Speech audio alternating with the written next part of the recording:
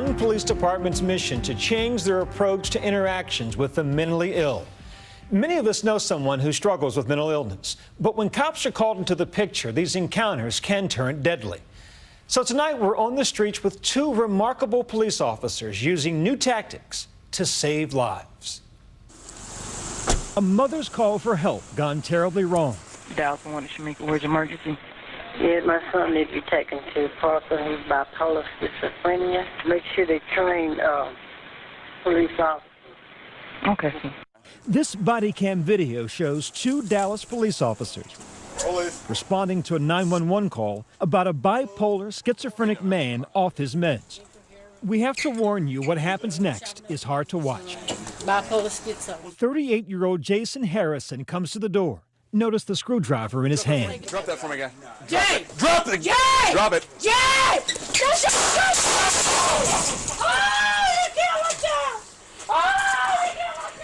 Bravo, 7 Drop it! Shots fired. Cover code 3. 8 seconds after he came to the door, Harrison lay dying in his mother's driveway. Jesus Christ. Shot 5 times, twice in the back. I didn't call for them to take him to the morgue. I called for medical help. The officers insist they had no other choice. They fired in self-defense. They could have tasered him or something.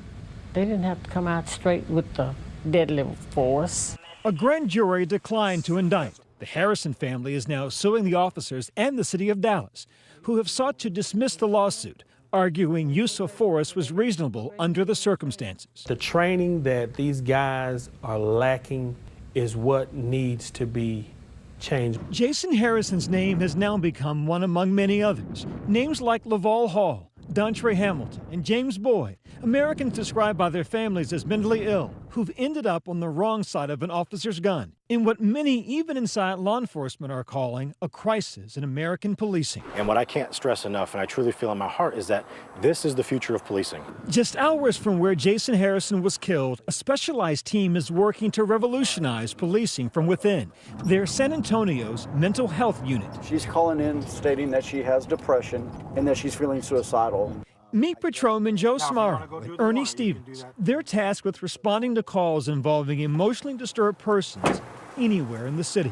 Hi, my name's Ernie. You call the police? But I promise you that I'm not like any police officer that you've probably ever met. Today, it's a young woman who called 911 contemplating suicide. Have you ever attempted suicide in the past? No. No. I don't even know how to do it. Okay, so you don't have a plan right now? No. These officers are experts in what's called crisis intervention training. Would you say that you really don't want to die, but you want the pain to stop? Would that be? Okay. Okay. I want to leave my kid. And you're willing to get some help today? Yeah. This woman agrees to get help. We'll go in there together. You'll ride with us. We're in an unmarked car. It's all part of a pioneering program where the mentally ill are diverted out of jails and into treatment. How is your approach different from the average cop, if you will? It's actually the complete opposite. We're in plain clothes. We have an unmarked car. You know, we walk in, it's not, hey, I'm Officer Smaro, this is Officer Stevens. It's, how you doing, Byron? My name is Joe. This is Ernie. We're just here to help you. Only 15 to 20% of law enforcement agencies in the country have crisis intervention training programs. Suicidal. Okay, do you know if she's taken any, an overdose or anything? Ernie Stevens says he helped start the one here in San Antonio. That was the call I hated most, was when you heard that dispatcher call in and say there's an individual at this house that has schizophrenia, that's hearing voices, he's talking about suicide.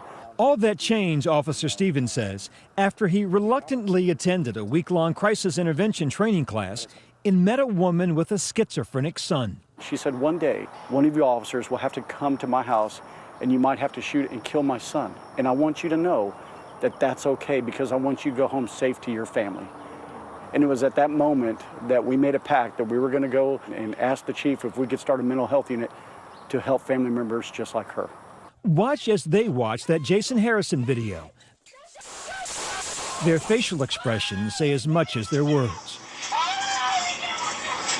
You know, talking to family members here in San Antonio, this is their biggest fear of calling the police. That's why the training is so important. According to a survey by the Police Executive Research Forum, new recruits typically spend 60 hours learning to handle a gun, compared to 8 hours learning strategies for handling the mentally ill. Look at our police academies. How close do they mimic military boot camps? The only difference a lot of the times is you get to go home at the end of the day, but there's still that in your face, that high intensity, yelling, training. That's great. But then when you graduate, you go to the streets of my 18-year-old daughter is wanting to kill herself. All of a sudden, we got to calm down. For Joe, this work is personal. As a Marine Corps veteran, he's battled PTSD. Very personal question. You ever consider suicide? I have, absolutely. And more than once, to be honest with you. And so, you know, that's another thing where, you know, I don't shy away from the tough questions, Byron, because again, I hope that it'll help somebody. So when you go on these calls, you sometimes see yourself? A lot of the times I see myself. And that's what allows me to do what I feel like is a good job. This new approach may be saving lives, and it's certainly saving money for the city of San Antonio, around $50 million in the past 5 years. Do you feel that she's suicidal? Their specialized training is put to the test almost daily. A complainant is calling in asking for a welfare check on his estranged wife. She's a veteran, wounded warrior, and she called him this morning and was crying and told him that she was in a lot of pain. He's unable to get a hold of her for the past hour. He's at her house. He's banging on the door, no answer. They race to the scene. We could sense their heart rates rising. So police, are you okay? That's the victim's estranged husband who called 911. Is she breathing? All they can do now is pace and pray. Ernie and Joe arrived in time. They had to kick the door in to get inside. They found the woman unconscious. Maintenance guy, can you coordinate EMS to get him up here? I mean, she's unconscious. She's taking a lot of pills. We found her face down in her bathroom with a lot of pills, empty pill bottles, at least 7. I mean, we tried to do what we could until EMS got here. We do have a faint pulse. My heart's broken for her. Sad for the family, sad for the husband. You know, you just wish you could do more.